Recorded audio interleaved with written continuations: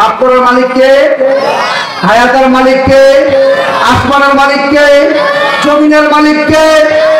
হুকুমটা কার হুকুমে চলবে? আইনটা কার হুকুমে চলবে? লিল্লাহিত তাকবীর। একমাত্র তাকবীর হবে সমস্ত আল্লাহর দরবারের তাকবীর, লিল্লাহিত তাকবীর। মুসলমানদের গর্জন হবে বাঘের মতো, সিংহের মতো। কথা বলেন ঠিক না বেঠিক?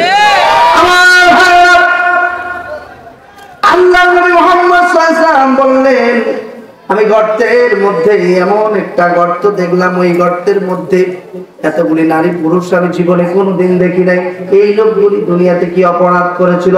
এবার বলা হলো, এই লোকগুলি দুনিয়াতে নিজের স্ত্রী থাকা সত্ত্বেও অপর মহিলার সাথে খারাপ আচরণ করেছে।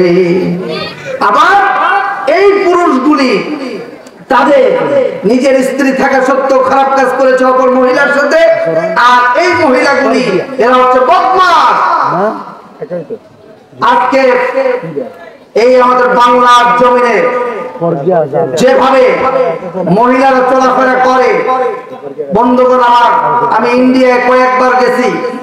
ইন্ডিয়ায় যদিচ সেটা একটা বেধর্মী রাষ্ট্র, মুর্শিদাবাদ, শিলিগুড়ি, জলপাইগুড়ি, কোচবিহার, এই জায়গাগুলো মুসলিম কান্ট্রি, মুসলমানদের বসবাস। কথা বুঝেছেন? সেখানে পর্দা রয়েছে, সেখানে পর্দা রয়েছে, বাংলাদেশের মতো নয়।